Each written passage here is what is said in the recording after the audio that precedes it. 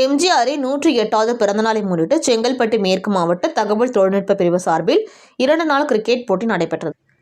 எம்ஜிஆரின் 108வது பிறந்தநாளை முன்னிட்டு செங்கல்பட்டு மேற்கு மாவட்ட தகவல் தொழில்நுட்ப பிரிவு சார்பில் மாவட்ட தகவல் தொழில்நுட்ப பிரிவு செயலாளர் KB காசிராஜ பாண்டியன் தலைமையில் மாவட்ட இளைஞர் மற்றும் இளம் பெண்கள் பாசறை பொருளாளர் சங்கர் கணேசன் ஏற்பாட்டில் மேற்கு தாம்பரம் இரும்பலியூர் TTK மைதானத்தில் நடைபெறும் மாபெரும் 2 நாள் கிரிக்கெட் தொடர் போட்டியை மாவட்ட கழக செயலாளர் சிட்லப்பாக்கம் ச. ராஜேந்திரன் துவக்கி வைத்தார்.